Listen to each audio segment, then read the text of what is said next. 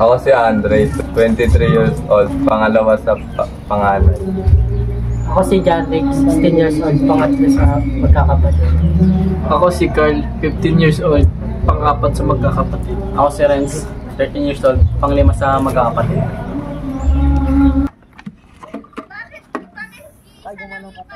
Ang pangarap ko ay maging seaman. Pangarap ko maging doktor para mapagamot sa panganay namin kapatid. Ang pangarap ko ay pulis. Ang pangarap ko ay maging teacher.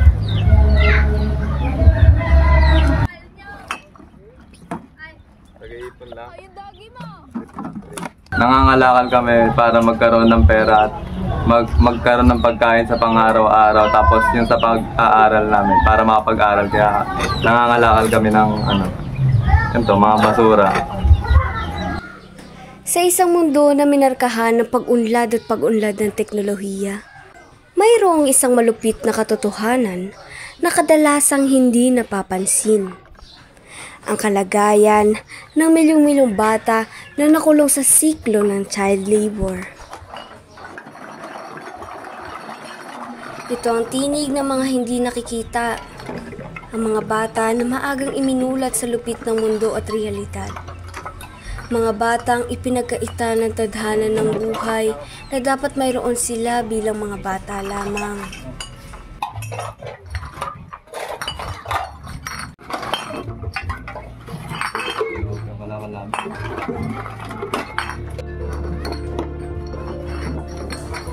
Ayon sa kamakailang mga estatistika, mahigit 152 milyong bata sa buong mundo ang nakakaranas ng child labor.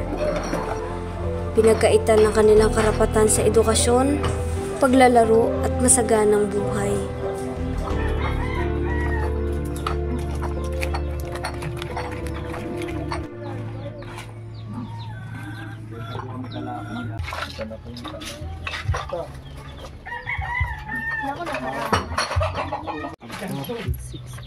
$63 natin. Nagagalit na naman si inay nito. Para saan yung kinikita mo? Binibigay namin ito sa mama namin.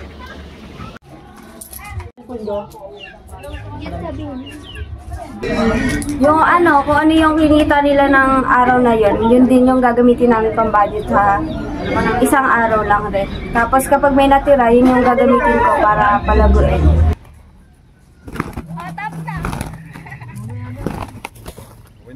Hindi, pwede nga, kailangan din eh. Kailangan maraming pera.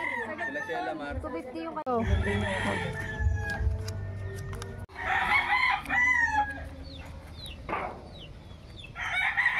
Pag-unang buhay.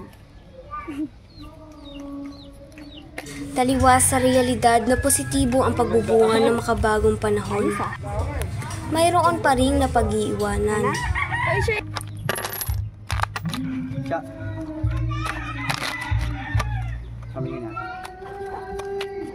Ikaw pupunta nun na, Kuya Kay. Ay, sabi ko, nagugutom na kapatid na. Puta anak dito! Ano ba ako? Oo.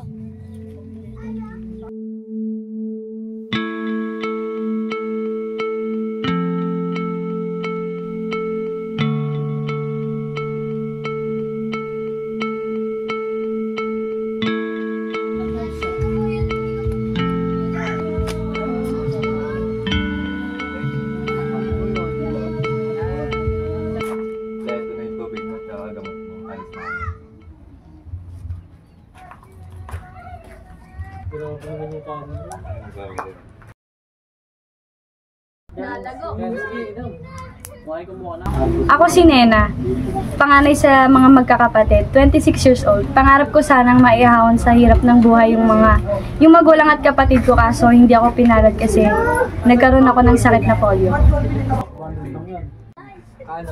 White chocolate.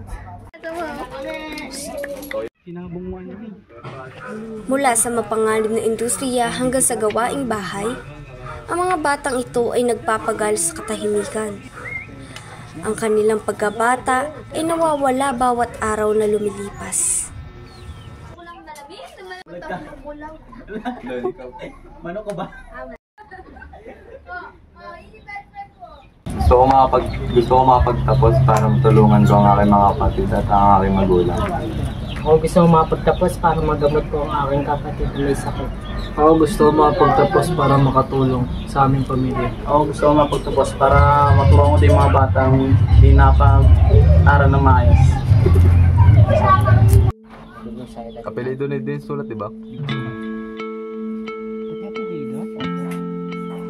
Ang mga batang ipinagkaitan ng edukasyon. Tanging hinulma lamang ng katotohanan na kinakailangan dumiskarte habang sila ay malakas pa at hindi umabante sa isang larang hindi pa nila natutuklasan.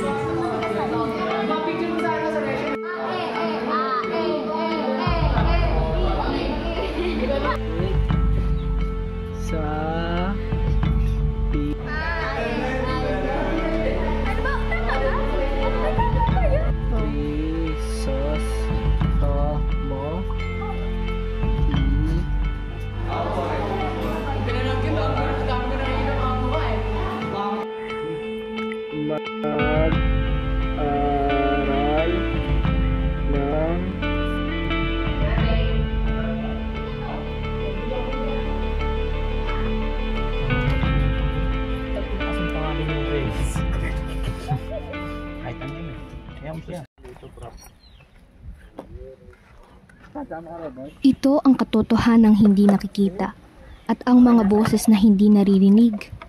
Mga batang walang tanging hinangad, hindi ang pagbabasura, kundi ang makapagbasa. Alberto Di Magiba po.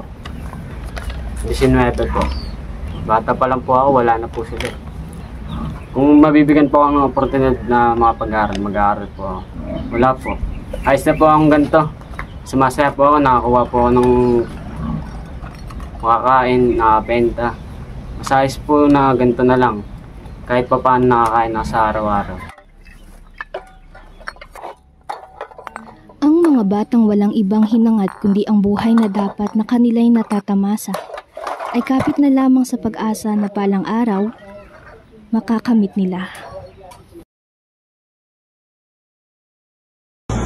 Child labor refers to the exploitation of children through any form of work that deprives from their childhood, interferes and with their ability to attend regular school and is harmful to their physical and mental development. Ito ay labag sa batas at karaniwang nagresulta sa paglabag sa mga karapatan ng mga bata.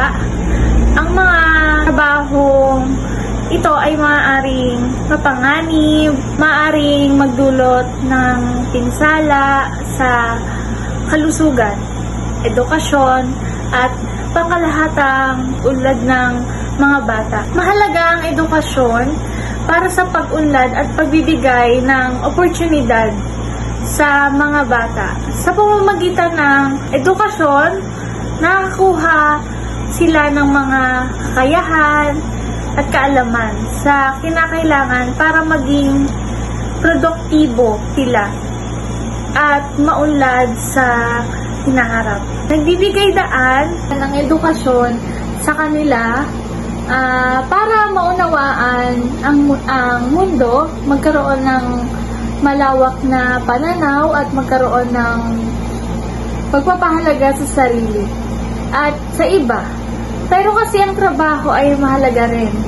Pero ang pag-aaral ay nagbibigay sa mga bata ng pundasyon at kakayahan na kinakailangan upang magtagumpay sa kanilang mga karera sa hinaharap.